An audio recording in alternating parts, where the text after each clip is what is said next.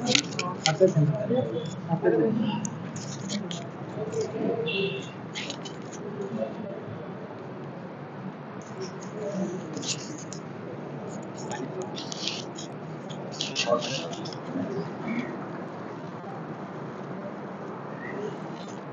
عليكم ورحمة الله وبركاته.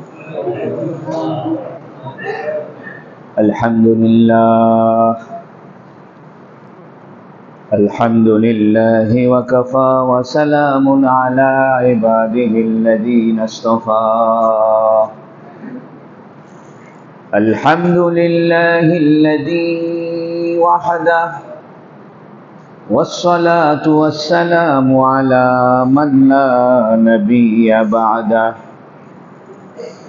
وبشانه قال جل وعلا: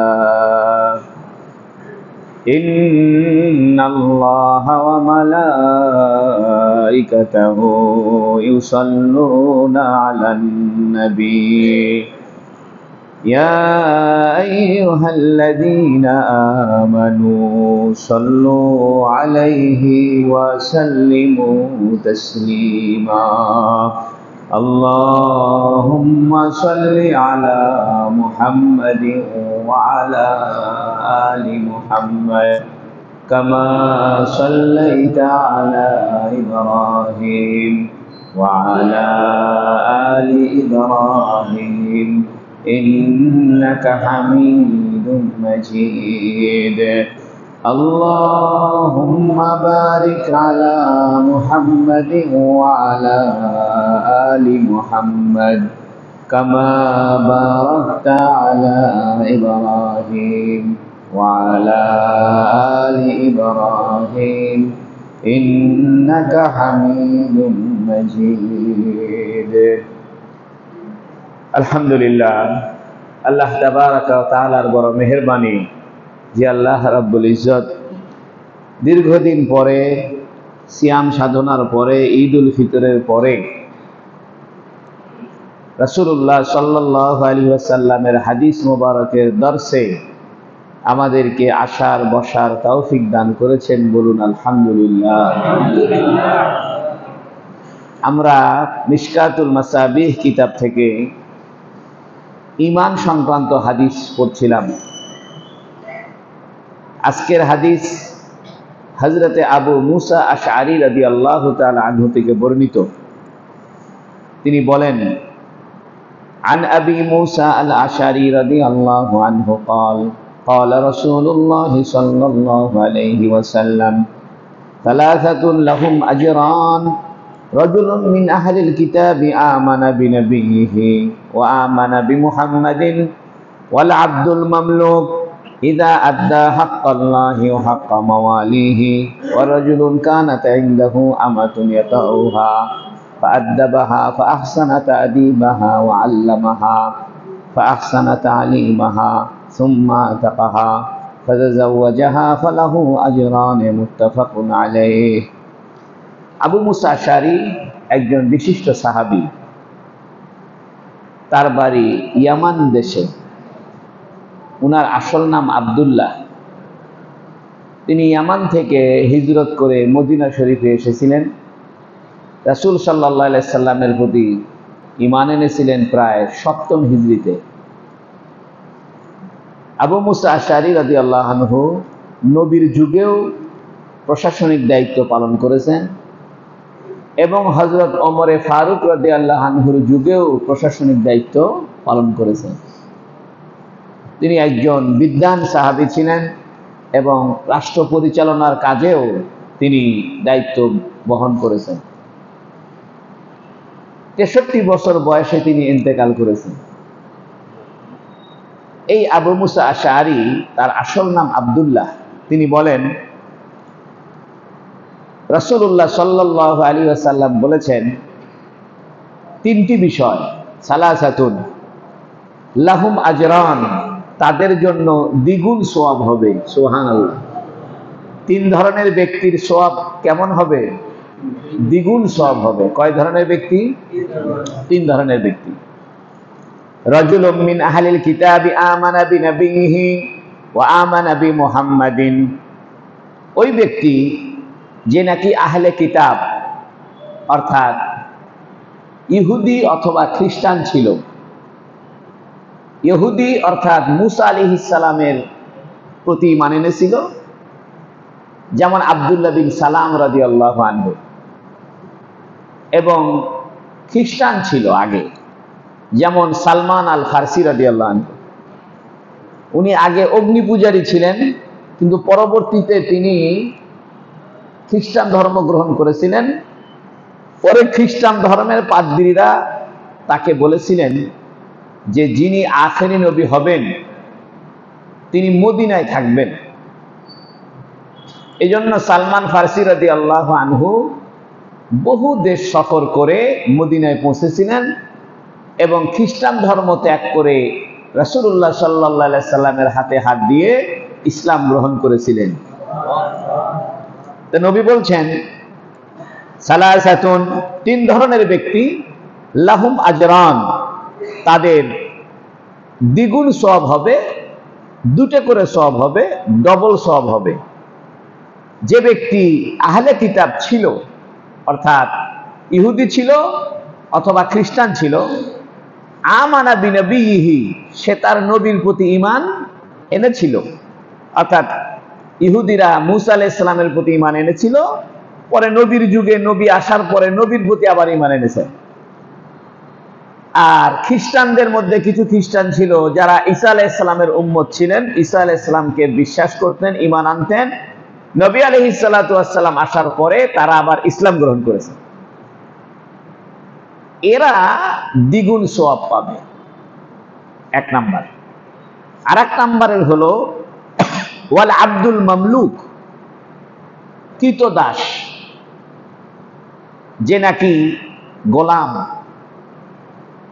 ইজা আদ্দা হাক্কাল্লাহ, যখন সে আল্লাহর হক আদায় করে, অর্থাৎ নামাজ পড়ে, রোজা রাখে, ইসলামের বিধিবিধান পালন করে, ও হাক্কা মাওয়ালিহি, এবং তার মালিকের, তার মনিবের হক আদায় করে, অর্থাৎ এমন গোলাম যে নাকি আল্লাহর বিধানও পালন করে, আবার তার মালিকের হুকুম আহকামও পালন করে, এই লোকটারও দ্বিগুণ সওয়াব হবে।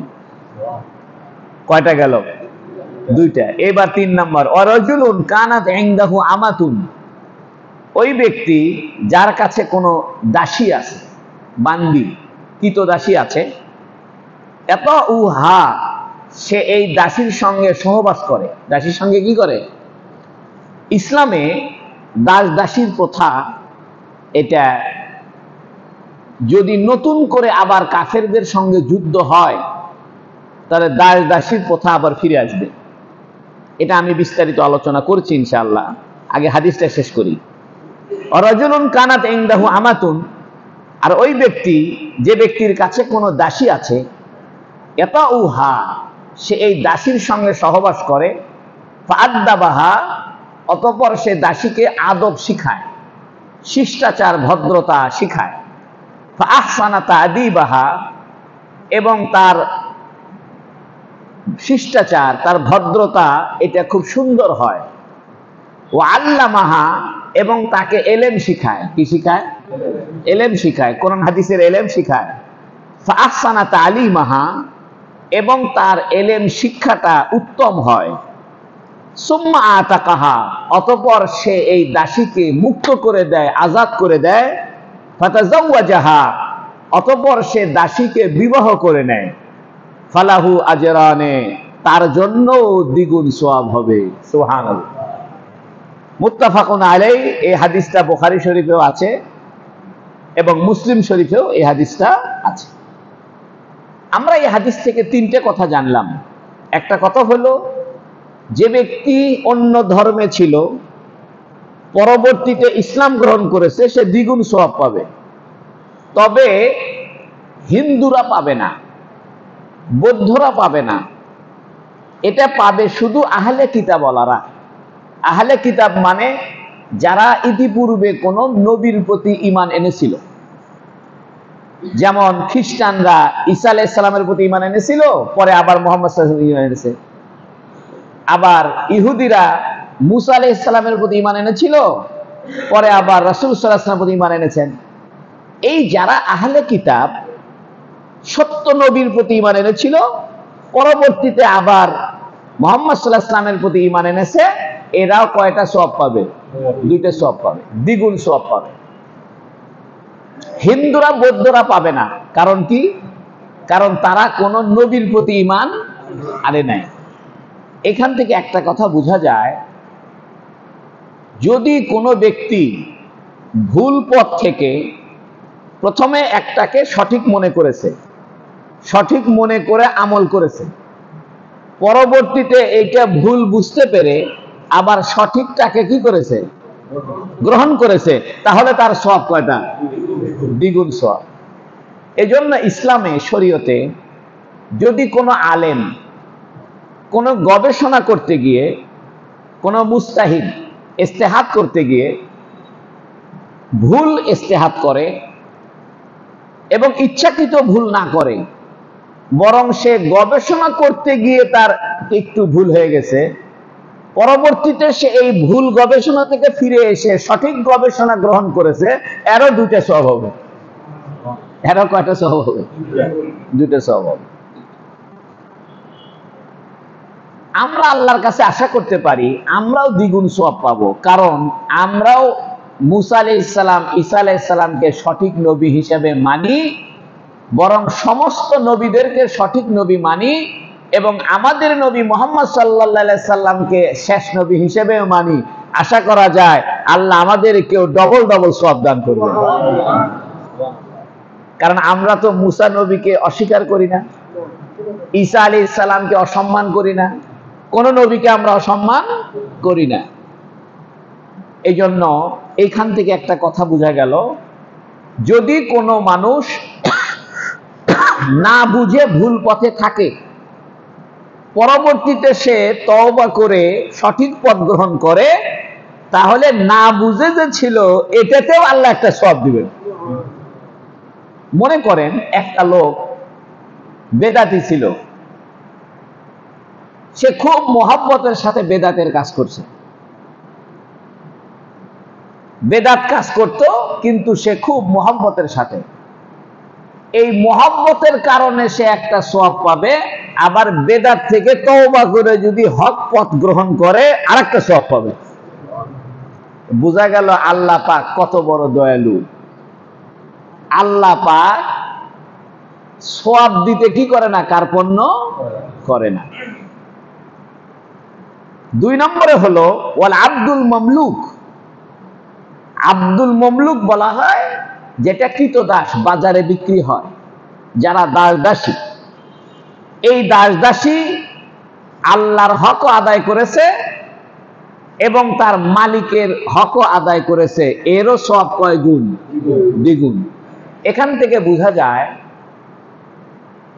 কোন দোকানের কর্মচারী সে যদি দোকানের দায়িত্ব ঠিকমতো পালন করে, আবার আল্লাহর বিধানও পালন করে, এই লোকটাও দ্বিগুণ সওয়াব পাবে।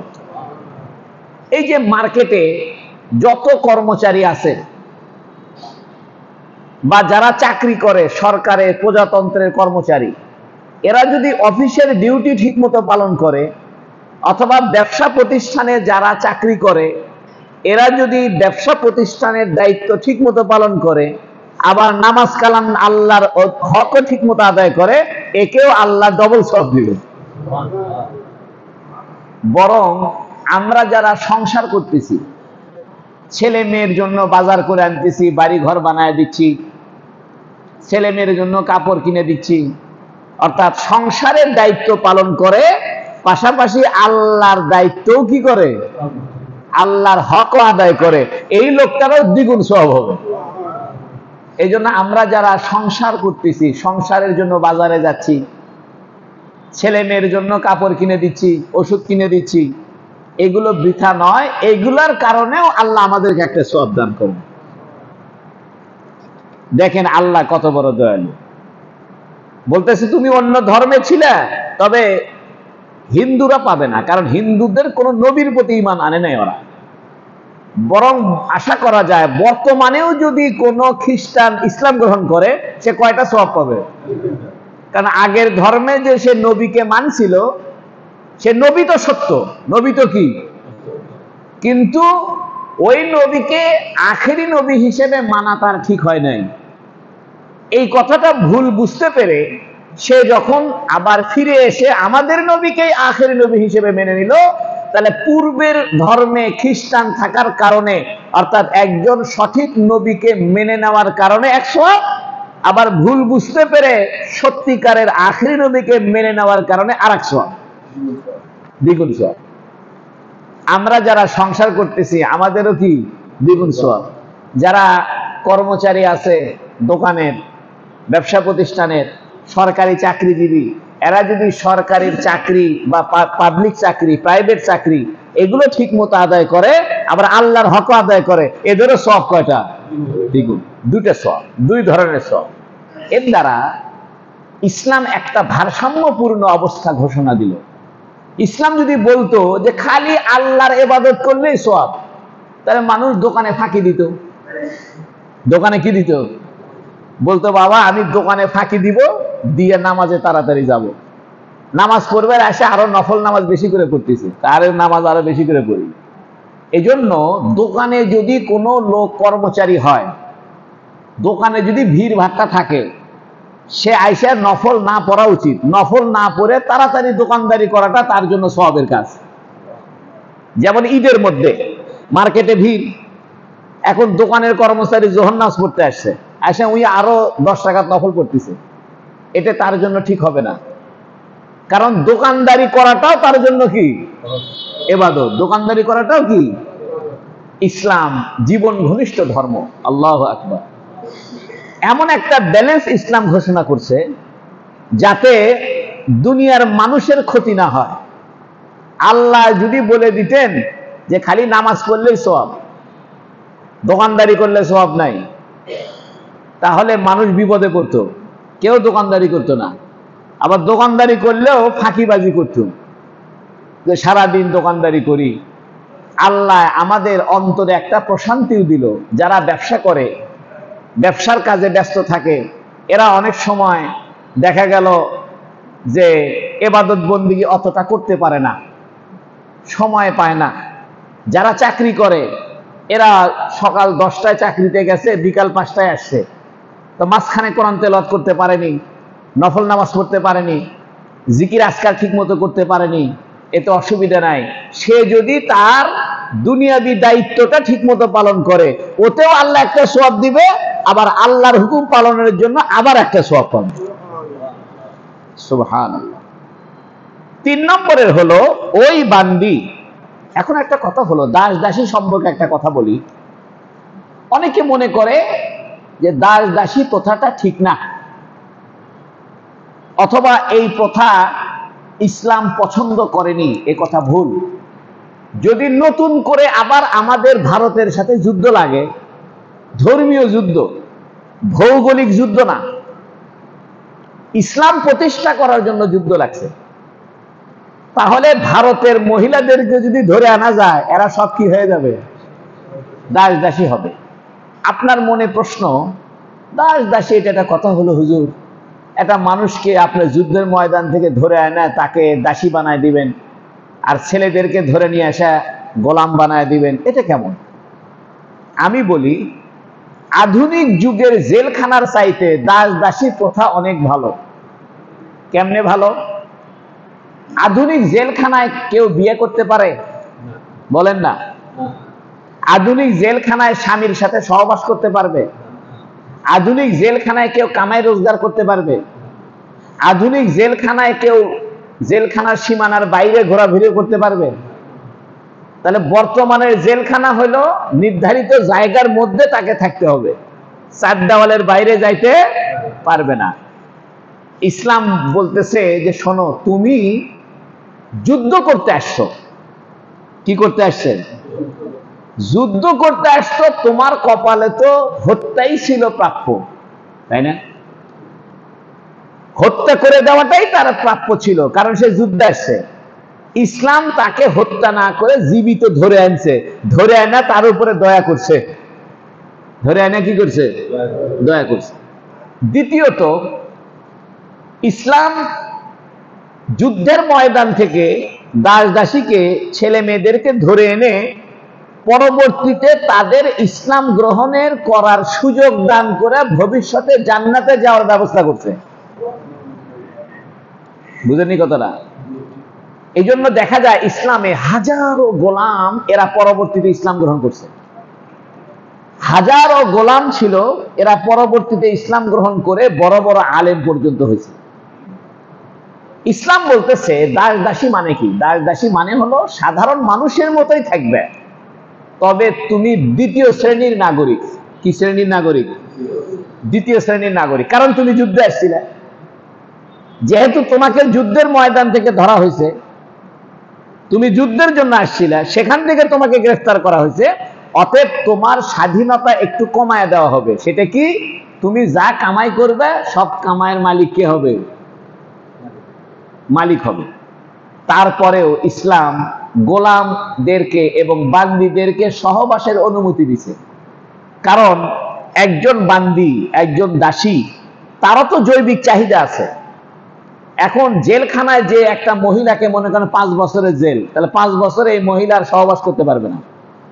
একটা পুরুষ মানুষের জেল হয়েছে যাবজ্জীবন জেল, সারা জীবন সে আর কি করতে পারবে না? সহবাস করতে পারবে না। ইসলাম বলতেছে না, ওকে এইভাবে জেলখানায় বন্দি করে তার যে ন্যাচারাল যে স্বভাব, দৈহিক মিলনের যে স্বভাব, এটা মানুষ যদি দৈহিক মিলন না করে মানুষ কষ্ট পাবে, মানুষ পাগল হয়ে যাবে, মানুষ কষ্ট পাবে। এই জন্য ইসলাম বলতেছে তাকে গোলাম বানায় রাখো, অর্থাৎ শুধু তাকে তার অধিকারটা ছিনায় নাও। সে যা ইনকাম করবে এই ইনকামের মালিক কে হবে? মালিক হবে। আর তার খাওয়া দাওয়া, তার পোশাক আশাক, তার থাকা, সব ব্যবস্থা কে করে দিবে? মালিক করে দিবে। কিছুটা দোকানের কর্মচারীর মতো। দোকানের কিছু কর্মচারী আছে খাওয়া দাওয়া দিয়ে শোধ, আছে না? যে দোকানে থাকবে, কাম করবে, খাওয়া দাওয়া দিয়ে, এটাই তোমার বেতন, এটাই তোমার কি? ইসলাম বলতেছে তুমি যদি যুদ্ধের ময়দান থেকে ধরা পড়ো, তাহলে তুমি খাওয়া দাওয়া পাইবে মালিকের পক্ষ থেকে, পোশাক আদি পাইবে, চিকিৎসা পাইবে, থাকার জায়গা পাইবে, এটাই তোমার বেতন। বাকি যা উপরে ইনকাম করবে এগুলো সব মালিক কে হবে? মালিক হবে, ওই গোলামের মালিক। আবার ইচ্ছে করলে পরে একজন মানুষ তার মালিকানাধীন গোলাম বা বান্দিকে বিক্রি করে দিতে পারবে। কি করে দিতে পারবে? বিক্রি মানে তার মালিকানা সত্ত্ব আরেকজনকে দিতে পারবে, আরেকজন কিনে নিতে পারবে। এই জন্য ইসলামে গোলাম বান্দি এই প্রথা আবার ফিরে আসবে যদি ইসলামী যুদ্ধ আবার শুরু হয়।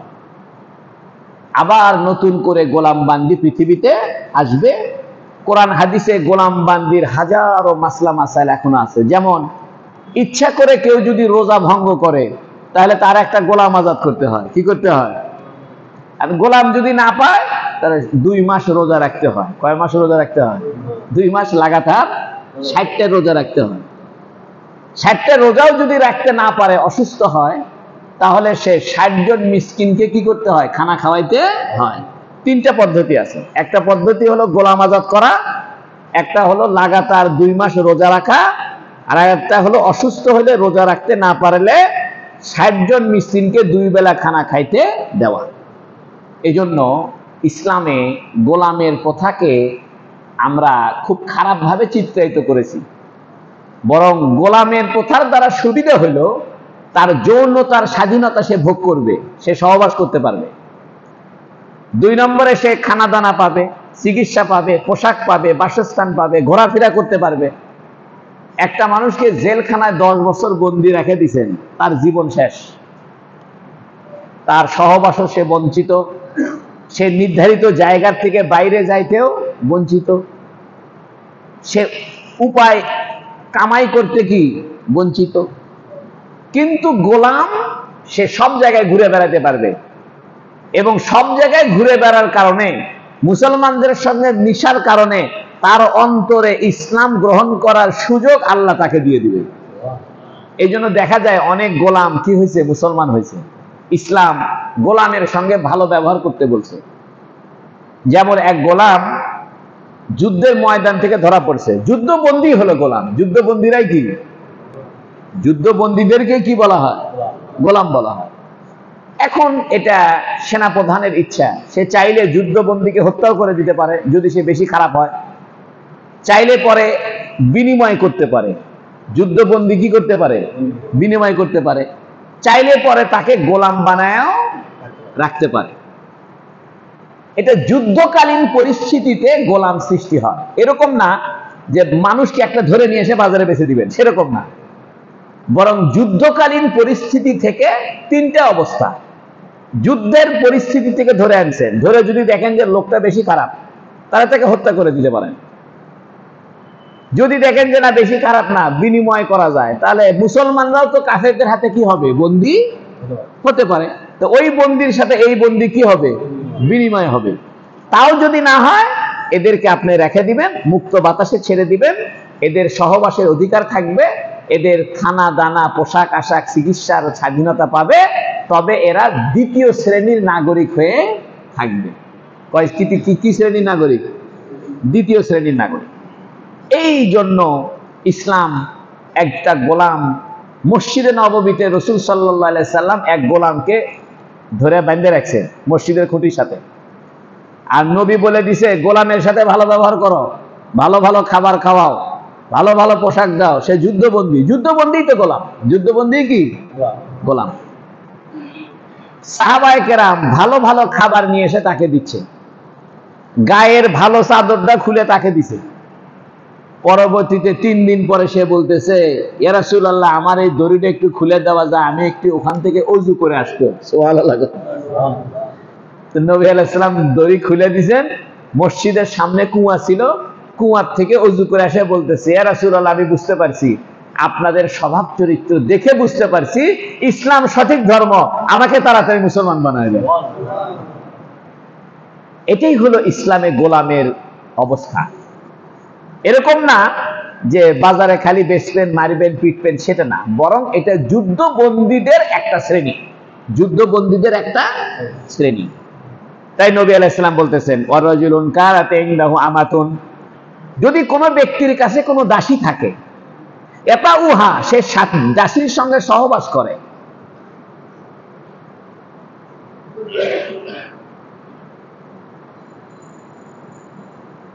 এজন্য ইসলামের একটা প্রমাণ হয়ে গেল, যদি যুদ্ধবন্দীদের মধ্যে কোনো মহিলা ধরা পড়ে, তাহলে এই মহিলা 3 মাস যাওয়ার পরে, কয় মাস যাওয়ার পরে, 3 মাস যাওয়ার পরে তার সঙ্গে সহবাস করা বৈধ, কারণ সে উপস্ত্রী, সে উপপত্নী। আপনি বলতে পারেন, হ্যাঁ বউ বাদ দিয়ে আবার তার সাথে, আরে ভাই, তারও তো একটা যৌন অধিকার আছে। হ্যাঁ, তাকে যদি আর এক গোলামের সাথে বিয়ে দিয়ে দেন, তাহলে তো আপনি সহবাস করতে পারবেন না। এখন ওকে বিয়েও দিচ্ছেন না, ওই থাকবে কেমনে, তাহলে ওর সাথে সহবাস কি আছে, বৈধ আছে। নবী আলাইহিস সালাম বলতেছেন, সে তার সঙ্গে সহবাস করে এবং তাকে শিষ্টাচার, ভদ্রতা শেখায়, ফা আহসানা তা'দিবাহা, ভদ্রতা শিখায়া তাকে উত্তম বানায়, তাকে কি করে, এবং তাকে এলেম শিক্ষা দেয়, অতঃপর তার এলেম শিক্ষাটা উত্তম হয়, অর্থাৎ সে এলেম অনুযায়ী আমলও শুরু করে, তখন সে তাকে মুক্ত করে দিল। কি করে দিল? আজাদ করে দিল। দেওয়ার পরে তাকে বিয়ে করলো, এর জন্য ডবল সওয়াব, এর জন্য কি ডবল সওয়াব। আলহামদুলিল্লাহ। এখানে প্রথমে নবী আলাইহিস সালাম বলেছেন লাহুম আজরানে, তাদের জন্য দ্বিগুণ সওয়াব, পরে আবার বলছে ফালাহু আজরানে।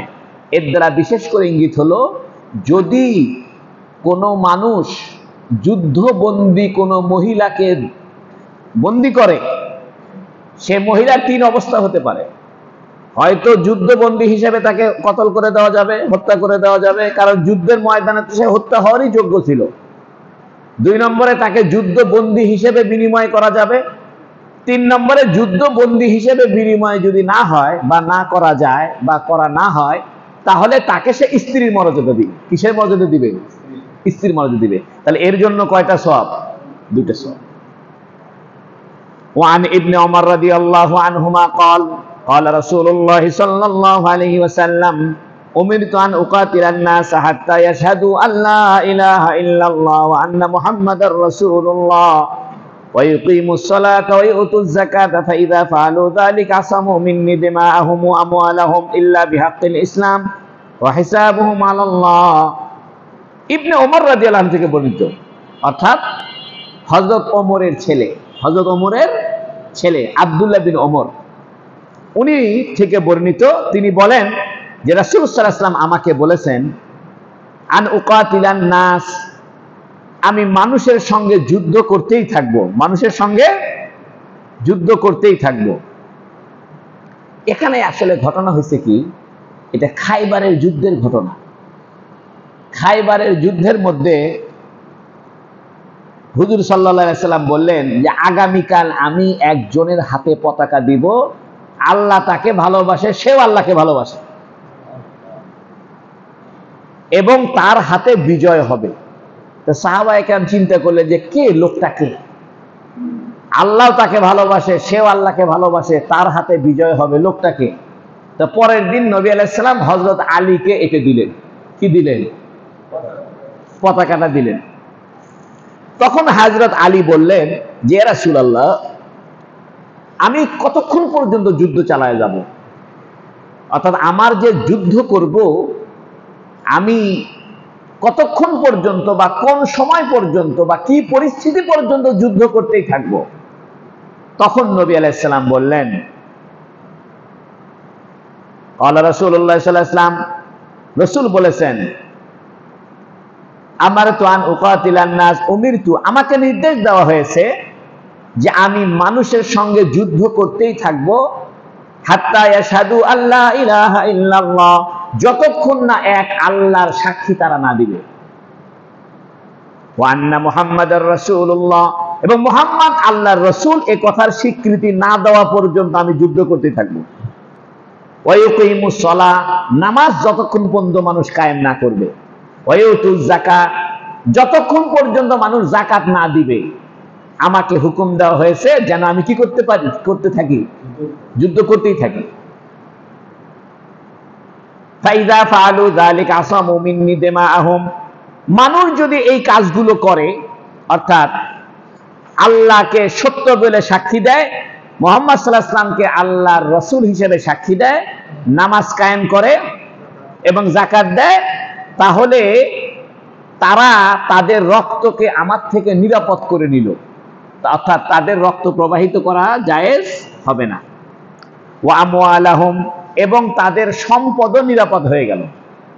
ইল্লা বিহাক্কিল ইসলাম, তবে ইসলামের একটা হক আছে। ইসলামের হক মানে, যদি কোনো কাফের যুদ্ধ করতে আসা মুসলমান হয়ে গেছে, সে বলতেছে ভাই আমি ইসলাম গ্রহণ করছি, আমি নামাজ কায়েম করব, যাকাত দিব, আমি সাক্ষ্য দিচ্ছি, একে আর মারা যাবে না, এর সম্পদও আর ছিনায় নেওয়া যাবে না। তবে এই লোক যদি ইতিপূর্বে কাউকে অন্যায়ভাবে হত্যা করে থাকে, এই লোক যদি ইতিপূর্বে অন্য কাউকে অন্যায়ভাবে হত্যা করেছে, তাহলে তার হত্যার বিচার হিসেবে তাকে মৃত্যুদণ্ড দেওয়া যাবে, তাকে হত্যা করা যাবে। অথবা ইতিপূর্বে সে জেনা করে ধরা পড়ছিল, অথবা মানুষের কাছ থেকে টাকা নিয়ে টাকা দেয়নি, এখন বলতে চাই মুসলমান হয়ে গেলাম। বুঝেননি কথা? মনে করেন একজন হিন্দু এসে বলতেছে যে ভাই আমি মুসলমান হয়ে যাব, ভালো কথা, কিন্তু এই হিন্দুর থেকে মানুষ কি পায়? টাকা পায়। তো ইসলাম গ্রহণ করার কারণে তার পূর্বের টাকা পাওয়ার যে অধিকার মানুষের ছিল, এটা নষ্ট হবে না, তাকে সেই টাকা পরিশোধ করতেই হবে। কারণ একটা হাদিস আছে, আল ইসলাম ইয়াহদিমু মা কানা ক্বাবলা, ইসলাম পূর্বের সবকিছুকে বিনষ্ট করে দেয়, পূর্বের সমস্ত গুনাহ মুছে দেয়। একজন কাফের এসে এই কথা বলতে পারবে না যে আমি মুসলমান হলাম তো আমি তো মুসলমান, আমার পূর্বের সব গুনাহ মাফ, অথবা আমি একজনকে হত্যা করেছিলাম সে গুনাহও মাফ, আমার থেকে মানুষ টাকা পায়, সে টাকা আমার আর দেওয়া লাগবে না, ওগুলো আমার মাফ, তা বলতে পারবে না। তাই বলতেছে ইল্লা বিহাক্কিল ইসলাম ওয়া হিসাবুহুম আলাল্লাহ, তার অন্তরের ভিতরে কি আছে। এই যে একজন মানুষ যুদ্ধ করতে এসে মুসলমান হয়ে গেল, তার অন্তরের মধ্যে কি আছে এটা আল্লাহ বুঝবে। সে যদি ইসলাম মুখ দিয়ে স্বীকার করে, তুমি তাকে আর মারতে পারবা না। এই হলো হাদিস। এখন একটা কথা, একজন কাফের যুদ্ধের ময়দানে আসছে, তলোয়ার দিয়ে যুদ্ধ হচ্ছে,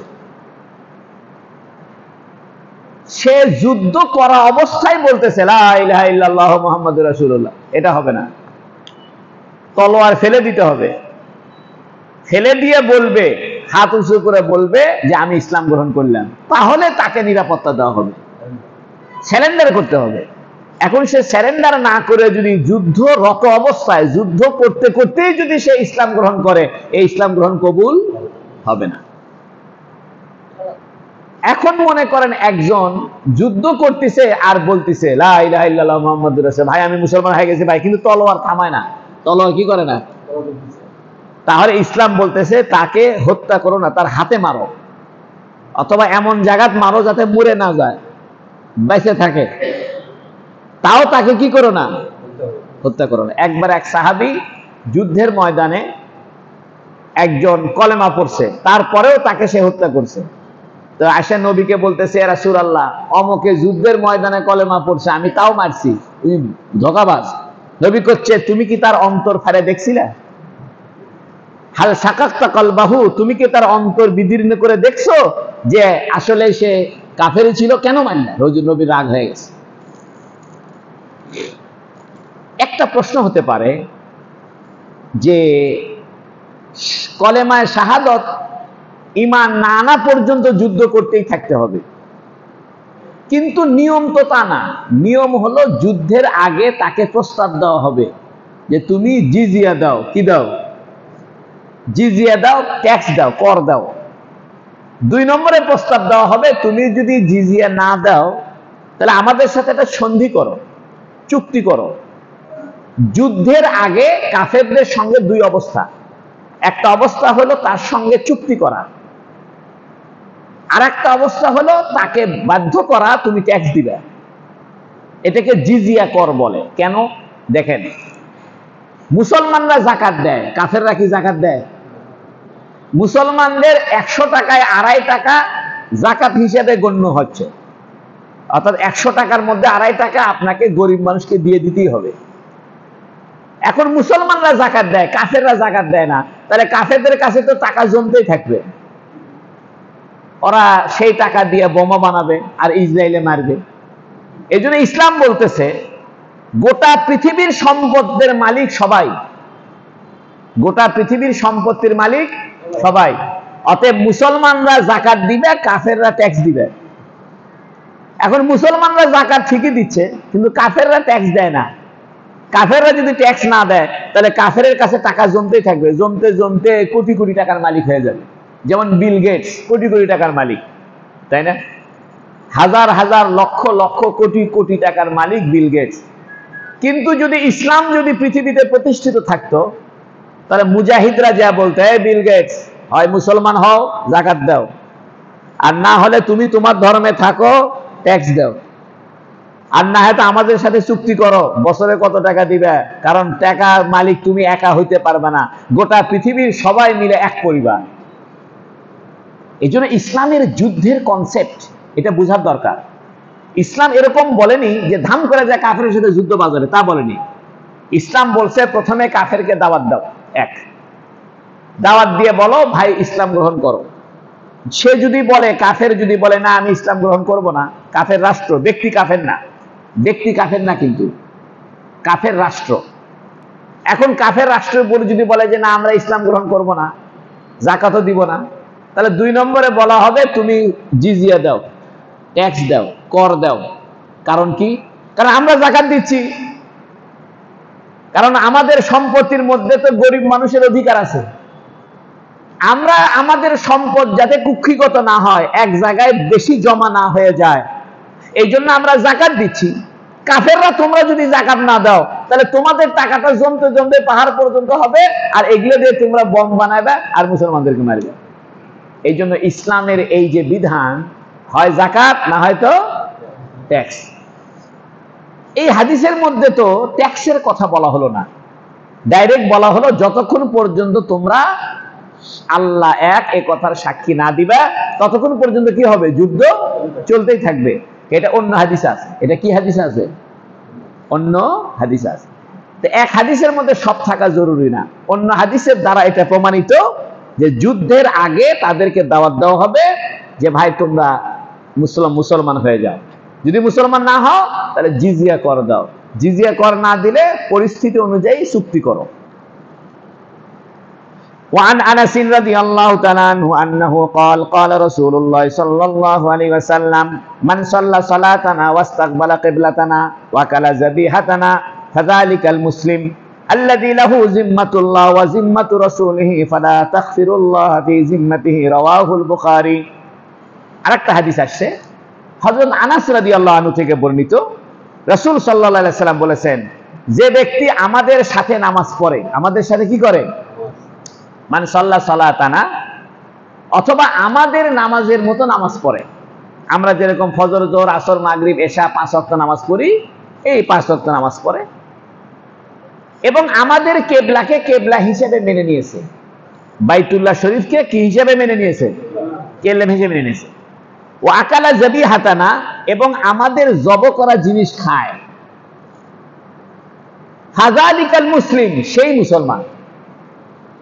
এখানে আল্লাহ রাসূল সাল্লাল্লাহু আলাইহি ওয়াসাল্লাম বলতেছেন, যে ব্যক্তি আমাদের সাথে নামাজ পড়ে, জামাতে নামাজ পড়ে, অথবা আমাদের নামাজের মতোই নামাজ পড়ে, জামাতে মাঝে মাঝে জামাত বাদ যায়, 2 নম্বরে সে আমাদের কেবলাকে কেবলা মানে আর আমাদের জব করা জিনিস খায়, সেই মুসলিম, সেই লোকটাকেই মুসলমান বলা হবে। এর উপরে আল্লাহর জিম্মাদারি এবং রসুলের জিম্মাদারি আছে, তাই তোমরা ওই লোকের জিম্মাদারির ব্যাপারে আল্লাহর নাফরমানি করো না। এই হাদিসটা কেন বলছে? নবী আলাইহিস সালাতু ওয়াস সালাম যখন মদিনা শরীফে গেলেন, তখন 16-17 মাস নবীজি বাইতুল মুকাদ্দাসের দিকে নামাজ পড়ছেন। কোন দিকে নামাজ পড়ছেন? তো ইহুদি খ্রিস্টানরা খুশি, কারণ ইহুদিদের কেবলা হলো বাইতুল মুকাদ্দাস, আর খ্রিস্টানদের কেবলা হলো বেথলেহেম বা বাইতুল লাহাম, এটাও ফিলিস্তিনে আছে, পশ্চিম তীরে আছে। তো মুসলমানরা ওইদিকে নামাজ পড়ছে ওদেরকে খুশি করার জন্য। তো মুসলমানদের কেবলা যখন আবার কাবা ঘরের দিকে ঘুরে গেল, তখন কিছু কিছু ইহুদি এবং খ্রিস্টান কাবা ঘরের দিকে আর কি করে না, ঘোরে না। ওদের মনের মধ্যে একটু খুসখুস খুসখুস করে, যা আমাদের বাইতুল মুকাদ্দাস ছিল কেবলা, আবার সেইটা ঘুরে আবার কাবা ঘরের দিকে যাব, খটকা খটকা লাগতেছে। নবী ইসলাম বলতেছেন, আমাদের কেবলাকে যদি কেউ না মানে সে মুসলমান না। আমাদের কেবলাকে না মানলে, এর দ্বারা বোঝা গেল কাফের অবস্থায় অথবা কোনো কুফরি কাজে অথবা ইসলামে যে কাজ নিষেধ, সেই জিনিসের প্রতি টান থাকাও না যায়। ইসলামে যে জিনিসটা নিষেধ, সেই জিনিসের প্রতি টান থাকাও কি না যায়। যেমন মনে করেন, ইসলামে ভাবিকে বিয়ে করা যায় আছে, ভাই যদি মারা যায়, ভাবিকে বিয়ে করা কি আছে? মামিকে বিয়ে করা যায় আছে, যদি মামা মারা যায় অথবা মামা তালাক দেয়।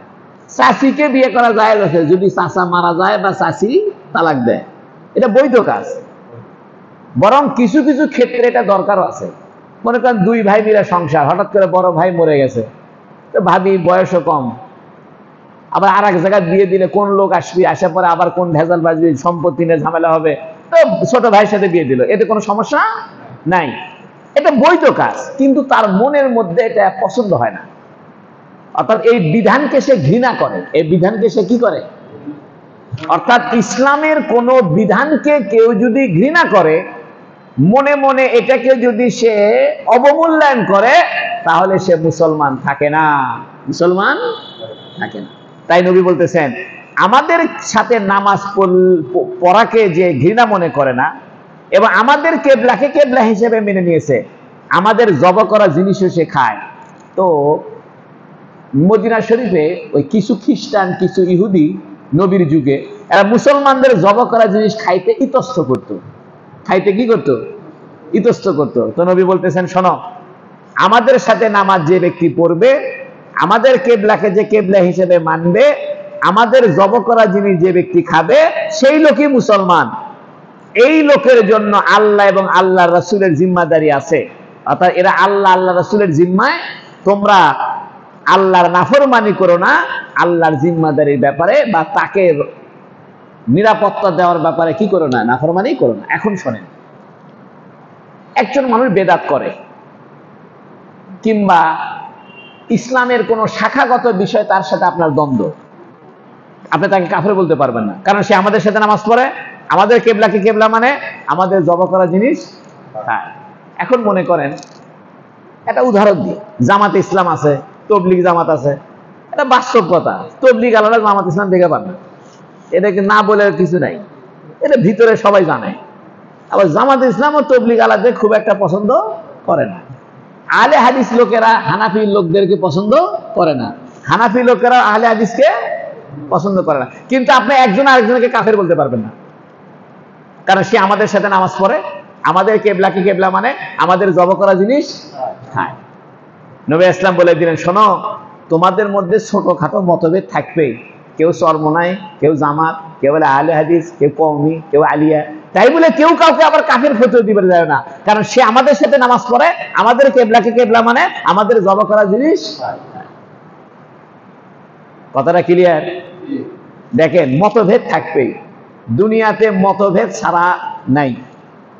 মতভেদ চূড়ান্ত পর্যায়ে যদি চলে যায়, সে নামাজই পড়ে না। যেমন কিছু ভণ্ড ফকিরের দল আছে, কি পড়ে না, এরা কাফের, এরা কাফের। কেবলাকে কেবলা মানে না, উদ্দিক হয় নামাজ পড়েছে কথার কথায়। বা পীর সাহেবের যে খানকা, সে খানকার দিকটাকে কি করে, অনেক মানুষ আছে পীর সাহেবের খানকার দিকে দাফন করে, কাবা ঘরের দিকে কি করে না, কেবলার দিকে মুখ করে না। এই যে আমরা মারা গেলে পরে কবরে নামায় কেবলার দিকে মুখ করে দেয়, ঠিক না, পুরো চেহারাটা কেবলার দিক করে দেয়, ওরা করে কি, পীর সাহেবের খানকার দিক করে, এরা কাফের।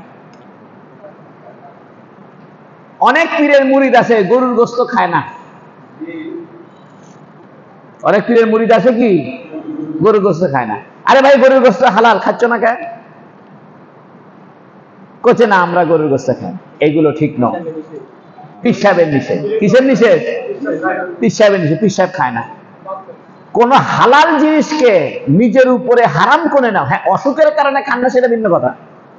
আপনার অ্যালার্জি আছে, আপনার প্রেশার আছে, ডাক্তার নিষেধ করছে, এই জন্য খাচ্ছেন না, সেটা ভিন্ন কথা। কিন্তু আপনার পীর সাহেব মানা করছে, পীর সাহেব খায় না। আরে পীর সাহেব খায় না, পীর সাহেব কি করে না, খায় না, খায় না। আর পীর সাহেব মানা করেনি, পীর সাহেব কি করেনি, নিষেধ করেনি, তারপরে ওইটা ঠিক নয়। কারণ ইসলামে এই জিনিসটা কি হালাল, গরুর গোশত খাওয়াটা কি হালাল। তুমি একটা হালাল জিনিসকে কেন বাদ দিবে? এই জন্য এগুলোর জায়েজ নাই। নবী আলাইহিস সালাতু ওয়াস সালাম এটা বলে দিলেন, যে ব্যক্তি আমাদের সাথে নামাজ পড়বে, আমাদের কেবলাকে কেবলা মানবে এবং আমাদের জব করা জিনিস খাবে, সে মুসলমান। ওয়ান আবি হুরায়রা রাদিয়াল্লাহু তাআলা আনহু قال আতা আরাবি নবী সাল্লাল্লাহু আলাইহি ওয়াসাল্লাম فقال দুল্লানি আলা আমালিন ইযা আমিলতুহু দাখালতুল জান্নাহ। হযরত আবু হুরায়রা রাদিয়াল্লাহু আনহু থেকে বর্ণিত, একজন গ্রাম্য লোক নবীর কাছে আসছে, গ্রাম্য লোক। فقال দুল্লানি আলা আমালিন, সে লোকটা বলতেছে, ইয়া রাসূলুল্লাহ, আমাকে একটা আমল শিখায় দেন, ইযা আমিলতুহু দাখালতুল জান্নাহ, ওই আমল করলে আমি বেহেশতে যাব। এমন একটা আমলের নাম শিখায় দেন যে আমলটা করলে আমি কোথায় চলে যাব, বেহেশতে যাব। এই লোকটা কে? এই লোকের নাম হলো জেমাম বিন সালাবা। এই লোকের নাম কি? নবী বললেন, ক্বালা তা'বুদুল্লাহ ওয়া লা তুশরিক বিহি শাইআ, আল্লাহর ইবাদত করবে, আল্লাহর সঙ্গে শিরিক করবে না। আল্লাহর ইবাদত করবে, আল্লাহর সাথে কি করবে না। ওয়া তুকিমুস সালাতাল মাকতুবা, 5 ওয়াক্ত নামাজ পড়বে। ওয়া তুআদ্দিজ যাকাতা, যাকাত আদায় করবে। আল মাফরুজা, ফরজ যাকাত, যেটা ফরজ এই যাকাতটা আদায় করবে। আতাসুমু রমাজানা, রমজানের রোজাগুলো রাখবে। ক্বালা, ওই লোকটা বলল, ওই গ্রাম্য লোকটা বলল, ওয়াল্লাযী নাফসি বিয়াদিহি, যার হাতে আমার প্রাণ, অর্থাৎ আল্লাহ পাক, যার হাতে আমার প্রাণ, লা আযীদু আলা হাযা শাইআন, আমি এই আমলের উপরে কিছু অতিরিক্ত করব না, ওয়ালা আনকুসু মিনহু, কিছু কমাবো না। আমি নবীজি আমাকে বলে দিলেন যে আল্লাহর ইবাদত করবে, শিরিক করবে না, 5 ওয়াক্ত নামাজ পড়বে, যাকাত দিবে, রমজানের রোজা রাখবে। ওই গ্রাম্য লোকটা বলতেছে, আমি এই আমলের উপরে অতিরিক্ত আর কিছু করব না, আর কিছু কমাবো না। ফালাম্মা ওয়াল্লা, যখন লোকটা চলে যাচ্ছে, ক্বালান নবী সাল্লাল্লাহু আলাইহি ওয়াসাল্লাম, নবী বললেন, মান সাররাহু আইয়ানজুরা ইলা রাজুলিন মিন আহলিল জান্নাহ, যে ব্যক্তি জান্নাতি লোককে দেখে তার চোখকে শীতল করতে চায়, আনন্দ পেতে চায় জান্নাতি মানুষকে দেখে, ফালিয়ানজুর ইলা হাযা, সে যেন এই লোকটাকে দেখে। সুবহানাল্লাহ। আচ্ছা, এখানে তো হজের কথা বলেনি, কিসের কথা বলেনি? হইতে পারে ওই তার উপরে হজ ফরজ ছিল না, গরিব মানুষ ছিল, গ্রাম্য মানুষ, অথবা তখন হজই কি হয়নি, ফরজ হয়নি। হজ ফরজ হয়েছে নবম হিজরিতে, হজ ফরজ হতে কবে? আর ইনি আসছে সপ্তম হিজরিতে, এই জেমাম বিন সালাবা। এখান থেকে একটা কথা বোঝা যায় যে জান্নাতি মানুষের দিকে তাকাইলেও অন্তরে খুশি লাগবে। সুবহানাল্লাহ। এই জন্য দেখবেন কিছু মানুষকে দেখলে পরে ভালো লাগে, লাগে না? মানুষে বলে, হুজুর আপনার কাছে আসলে পরে ভালো লাগে, আপনার চেহারা দেখলে আমার দুঃখ দূর হয়ে যায়, আপনার সাথে কথা বললে আমার ভালো লাগে। বুঝবেন এটা জান্নাতি হওয়ার লক্ষণ। সুবহানাল্লাহ। এটা কিসের লক্ষণ? তাই নবী বলতেছেন, মান সাররাহু আন ইয়ানজুরা ইলা রাজুলিন মিন আহলিল জান্নাহ, যে ব্যক্তি কোন জান্নাতি ব্যক্তিকে দেখে খুশি হতে চায়, অথবা জান্নাতি কোন ব্যক্তিকে দেখে সে আনন্দিত হতে চায়, ফালিয়ানজুর ইলা হাযা, বোঝা গেল জান্নাতি লোকের সাথে ঘুরে বেড়ালেও অন্তরের শান্তি হয়। সুবহানাল্লাহ।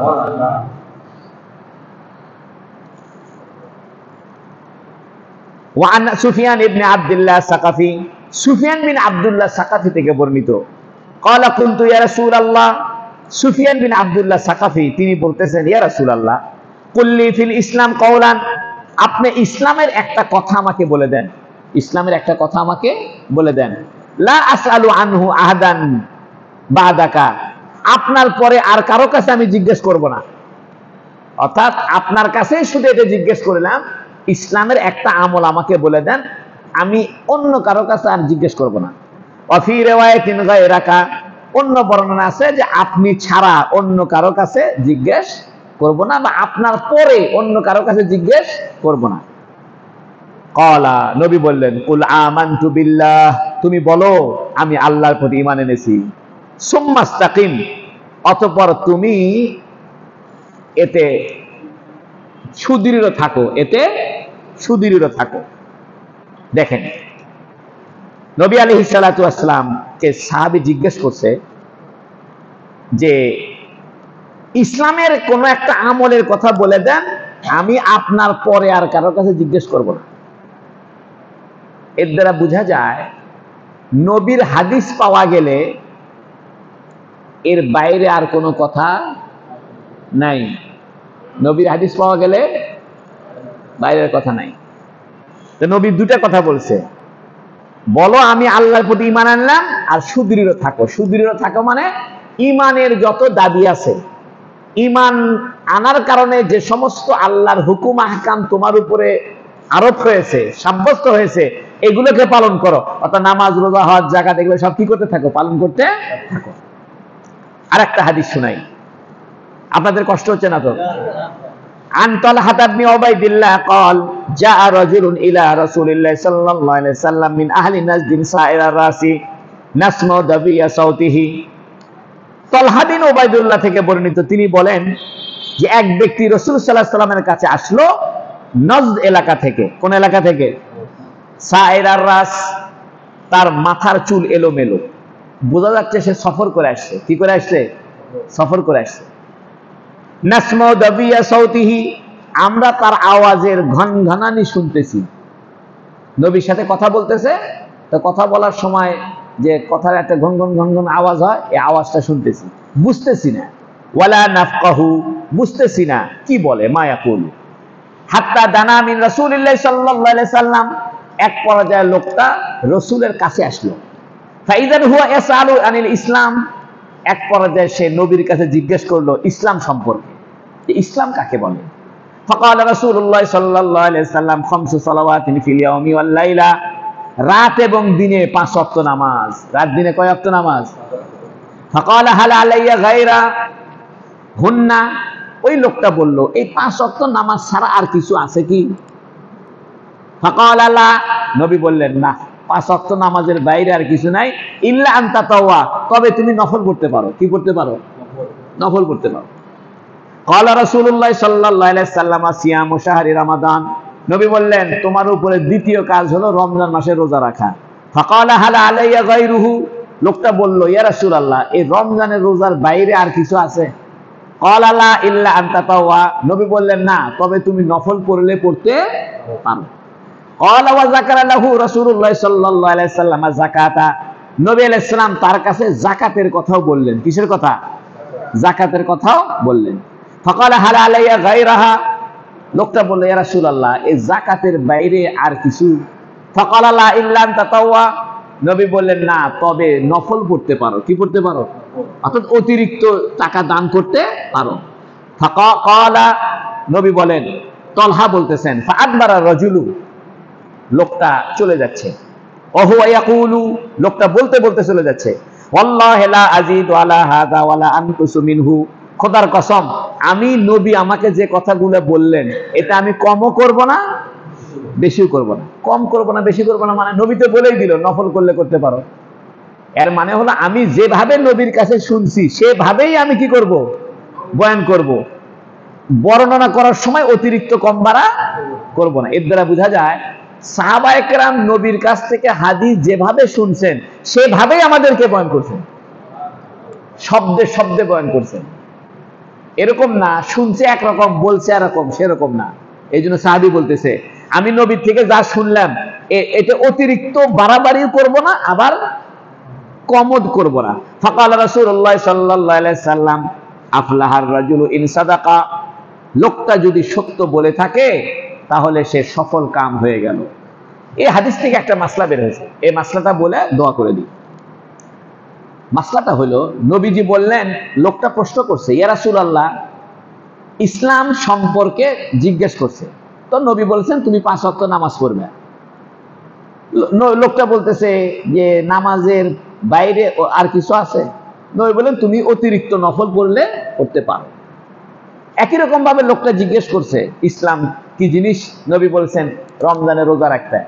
তো লোকটা বলছে যে অতিরিক্ত কিছু আছে? নবী বললেন না, তবে নফল রোজা আছে। যাকাতের ব্যাপারে বলছে অতিরিক্ত দান খয়রাত আছে। এখন একটা মাসলা বের হয়েছে, সেটা হলো আপনি যদি নফল নামাজ পড়ে ভেঙ্গে ফেলেন অথবা নফল রোজা রাখা ভেঙ্গে ফেলেন, তাহলে এই রোজাটার কাজা করতে হবে কি হবে না? কথা বুঝছেন? দেখেন মুহাদ্দিসিনে কেরাম গেছে কোথায়। নবী বলতেছেন যে তোমার উপরে নামাজ পড়া ফরজ, তবে নফল পড়তে পারো।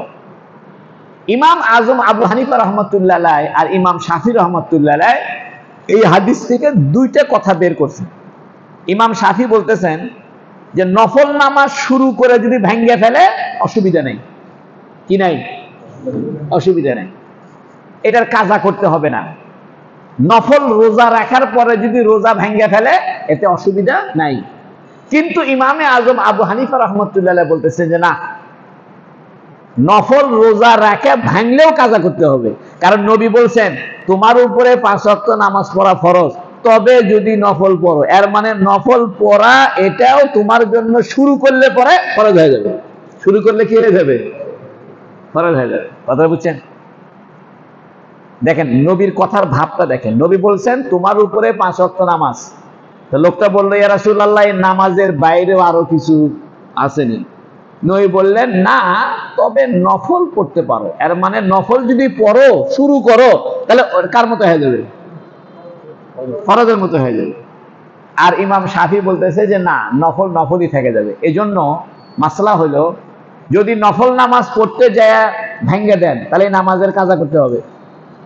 নফল রোজা রাখছেন, রাখে মেয়েদের হায়েজ আরম্ভ হয়ে গেছে, অথবা নফল রোজা রাখে ভেঙে ফেলছেন, তাহলে এই রোজার আবার কি করতে হবে? কাজা দিতে হবে। আল্লাহ পাক আমাদের সবাইকে তৌফিক দান করুক, বলুন আমিন। অনেকগুলো হাদিস আমরা আজকে শিখলাম, ঠিক আছে তো ইনশাআল্লাহ? ভালো লাগতেছে না খারাপ লাগতেছে? হাদিস তো জানা হচ্ছে, কি বলেন? আল্লাহ আমাদেরকে কবুল করুক, বলুন আমিন। দুরূদ শরীফ পড়েন, আল্লাহুম্মা সাল্লি আলা মুহাম্মাদিন ওয়া আলা আলি মুহাম্মাদ কামা সাল্লাইতা আলা ইব্রাহিম ওয়া আলা আলি ইব্রাহিম ইন্নাকা হামিদুম মাজিদ। আল্লাহুম্মা বারিক আলা মুহাম্মাদিন ওয়া আলা আলি মুহাম্মাদ কামা বারাকতা আলা ইব্রাহিম ওয়া আলা আলি ইব্রাহিম ইন্নাকা হামিদুম মাজিদ।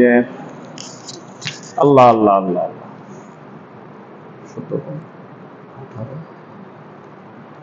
اللهم آمين. اللهم أنت السلام ومنك السلام وتباركت يا ذا الجلال والإكرام. لا إله إلا الله وحده لا شريك له له الملك وله الحمد وهو على كل شيء قدير. ربنا ظلمنا أنفسنا وإن لم تغفر لنا وترحمنا لنكونن من الخاسرين. ربنا لا تزغ قلوبنا بعد إذ هديتنا وهب لنا من لدنك رحمة إنك أنت الوهاب. আয় আল্লাহ, 5 ওয়াক্ত নামাজি বানায় দেন ইয়া আল্লাহ। রমজানের রোজাগুলো রাখার তৌফিক দান করিয়ে নি আল্লাহ। যাকাত আদায়ের তৌফিক দান করেন ইয়া আল্লাহ। ইয়া আল্লাহ, ইসলামের উপরে অটল রাখেন ইয়া আল্লাহ। আমাদের জীবনের সমস্ত গুনাহ খাতা মাফ করে দেন ইয়া আল্লাহ। ইয়া আল্লাহ, আপনার হাদিসের বদৌলতে রাসূল সাল্লাল্লাহু আলাইহি সাল্লামকে স্বপ্নে জিয়ারত করায় দেন ইয়া আল্লাহ। ইয়া আল্লাহ, কিতাবের মধ্যে আছে যেখানে হাদিসের পড়াশোনা হয়, যেখানে হাদিস আলোচনা হয়, মদিনা শরীফ থেকে রাসূলুল্লাহ সাল্লাল্লাহু আলাইহি সাল্লামের রওজা পাক থেকে একটা নূরের আলো তাদের অন্তরে অন্তরে পৌঁছে যায়। ইয়া আল্লাহ, আমাদের সবাইকে মদিনা শরীফের জিয়ারত নসিব করে দেন। ইয়া আল্লাহ, আমাদের সবাইকে মদিনা শরীফের রজুলকে স্বপ্নে দেখার তৌফিক দান করেন। আমাদের আব্বা আম্মাকে মাফ করে দেন, আমাদের আত্মীয় স্বজনকে মাফ করে দেন। ইয়া আল্লাহ, আমাদের বন্ধু বান্ধবদেরকে মাফ করে দেন। ইয়া আল্লাহ, আমাদের বন্ধু বান্ধবদেরকে মাফ করে দেন, তাদের ব্যবসা বাণিজ্যের মধ্যে বরকত দান করেন। ইয়া আল্লাহ, দুনিয়াতে যেমন মিল করে আছি, ইয়া আল্লাহ, দুনিয়াতে যেমন আপনার ঘরের মধ্যে নবীর হাদিস শুনলাম, কাল কিয়ামতের ময়দানে আপনার নবীর হাউজে কাউসারের পানি পান করায় দিয়েন ইয়া আল্লাহ। ইয়া আল্লাহ, আমরা অল্প কয়েকজন মানুষ 1400 বছর পরে আপনার রাসূলের হাদিসের মহব্বতে, আপনার রাসূলের হাদিসের মহব্বতে আমরা এখানে বসেছি। রাসূলকে দেখি নাই, সাহাবায়ে কেরামকে দেখি নাই, রাসূলের হাদিস আমরা শুনতে পাচ্ছি আল্লাহ। হে আল্লাহ, এই হাদিসের উসিলায় আমাদেরকে আপনি নবীর হাউজে কাউসারের পানি দান করে দিয়েন। হে আল্লাহ, এই বাদুরতলা মসজিদের খবর রাসূলুল্লাহ সাল্লাল্লাহু আলাইহি সাল্লামকে জানায়া দেন। হে আল্লাহ, নবীর কাছে খবরটা পৌঁছায় দেন ফেরেশতাদের মাধ্যমে যে আমরা বাংলাদেশে 6000 মাইল কিলোমিটার দূর থেকে 1400 বছর পরে রাসূলের হাদিসগুলো আলোচনা করতেছি। আবু মুসা আশারীকে জানায় দেন, হযরত আবু হুরায়রাকে জানায় দেন, আব্দুল্লাহ বিন ওমর রাদিয়াল্লাহু আনহুর কবরের মধ্যে খবর পৌঁছায় দেন। তারা যে হাদিসগুলো আমাদের জন্য রেখে গেছে, আমরা সেই হাদিসগুলো আবার তেলাওয়াত করে শুনছি। তারা যদি হাদিস না বলে যেত, তারা যদি হাদিস বর্ণনা না করতো, আমরা পাইতাম না। ইয়া আল্লাহ, তাদের বর্ণনার উসিলায় আমরা হাদিস পেয়েছি। তাদের কবরের সুউচ্চ সম্মান আপনি বৃদ্ধি করে দেন ইয়া আল্লাহ। কাল কিয়ামতের ময়দানে নবীজির আশেপাশে যেন আবু হুরায়রার সঙ্গে দেখা হয়ে যায়, আব্দুল্লাহ বিন ওমরের সঙ্গে দেখা হয়, আবু মুসা আশারীর সঙ্গে দেখা হয়। দেখা হয় বলবো, ভাই আপনি নবীর সাহাবী ছিলেন, আপনি নবীর থেকে হাদিস বর্ণনা করে গেছেন। 1400 বছর পরে আমরা আপনার কারণে হাদিসটা পেয়েছি। আপনার সঙ্গে একটু জান্নাতে থাকতে চাই। আল্লাহ, আপনার হাবিবের সঙ্গে আমাদেরকে জান্নাত দান করিয়ে। আল্লাহ, আপনি দয়া করেন, দুনিয়া থেকে একদিন চলেই যাব, এ বাড়ি ঘর টাকা পয়সা সব থেকে যাবে, আমি আস্তে করে কবরে চলে যাব। আল্লাহ, কবরে যাওয়ার পরে যখন চলে যাব, হাসরের ময়দানে আপনি রাসূলের সঙ্গে সাহাবীদের সঙ্গে দেখা করায় দিয়েন আল্লাহ। আমাদের আব্বা আম্মার কবরকে জান্নাতের টুকরা বানায় দেন আল্লাহ। আমাদের ওস্তাদদের কবরকে জান্নাতের টুকরা বানায় দেন। আমাদের বন্ধু বান্ধবদেরকে কবরকে আপনি সুউচ্চ মাকাম দান করিয়েন আল্লাহ। আল্লাহ, দুনিয়াতে ইমানের কারণে আমাদের মহব্বত, ইমানের কারণে আমাদের ভালোবাসা, এই ভালোবাসাকে আপনি জান্নাত পর্যন্ত পৌঁছায় দেন আল্লাহ। আল্লাহ, যারা অসুস্থ আছে সুস্থতার নিয়ামত দান করেন, যারা অভাবী আছে অভাব দূর করে দেন। আল্লাহ, হজের মাস চলতেছে, হজের জমানা শুরু হয়েছে, হে আল্লাহ আমাদের হজের ব্যবস্থা করে দেন, আমাদের জন্য মক্কা শরীফের যাওয়াকে সহজ করে দেন হে আল্লাহ। সাল্লাল্লাহু তাআলা আলা খায়রি খালকিহি সাইয়্যিদিনা মুহাম্মদ ওয়া আলা আলিহি ওয়া সাহবিহি আজমাইন বিরহমাতিকা ইয়া আরহামার রাহিমিন।